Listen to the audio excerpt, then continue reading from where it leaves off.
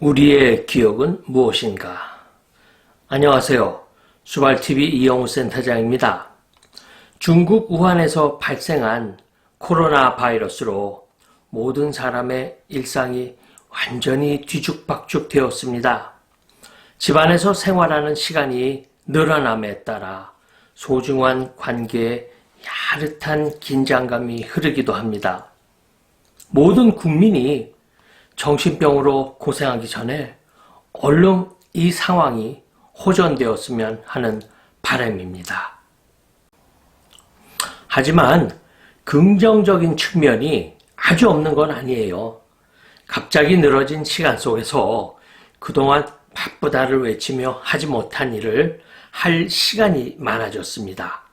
유튜브 동영상을 편집하는 프로그램을 좀 더 잘 사용하기 위한 심화학습, 운동, 그리고 가장 중요한 나를 돌아볼 시간이 늘어난 것은 환영할 만합니다. 여러분은 어떠신지요? 오늘은 우리의 기억에 관해 공부해 보려고 합니다.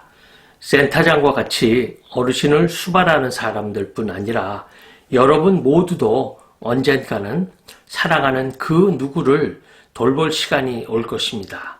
그리고 여러분 한 분 한 분도 언젠가는 누군가에게 케어를 받을 것입니다. 특히 여러분의 부모님을 케어할 때 미리 알아두었으면 하는 좋은 정보입니다. 어르신들이 가장 두려워하는 치매, 그리고 기억의 문제에 관한 정보입니다. 자, 그러면 우리 함께 기억에 관한 공부를 해볼까요?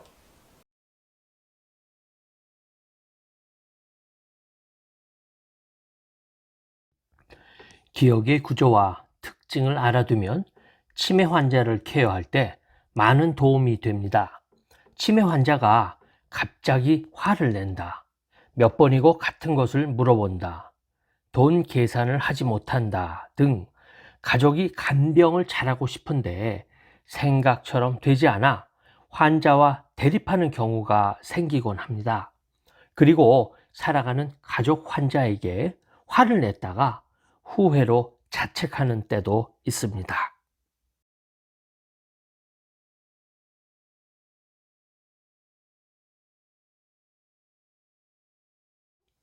사람은 감각기관을 통해 주위의 상황을 느낍니다. 그 정보의 양은 방대하며 자신에게 필요한 필터를 통해 선택된 정보가 뇌에 입력이 됩니다. 새로운 정보가 처음 기억의 상자로 들어가는 것을 단기 기억이라 합니다.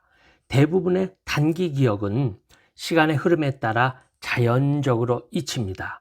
뇌에서 중요하다고 판단한 단기 기억만이 장기 기억이라는 기억의 창고로 들어갑니다. 이 단기 기억에 문제가 있는 치매 환자는 방금 있었던 일을 기억해 둘 수가 없습니다. 옆에 있는 가족은 10번이나 대답했지만 대상자 자신은 처음 물어보는 일인 것입니다.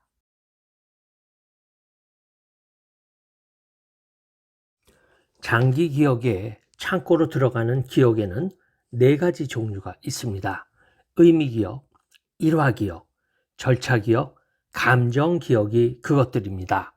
의미기억이란 우리가 배워서 획득한 것, 즉 언어나 문자, 지식이나 사람의 얼굴 등입니다. 일화기억은 사건에 관한 기억을 말합니다. 결혼한 일, 싸운 일 등이 여기에 포함되지요. 절차기억은 옷을 입거나 요리를 하거나 못을 받거나 자전거를 타거나 하는 동작에 관한 기억을 말합니다. 감정기억은 즐거웠던 일, 기뻤던 일, 무서웠던 일 등이 보존되는 기억입니다.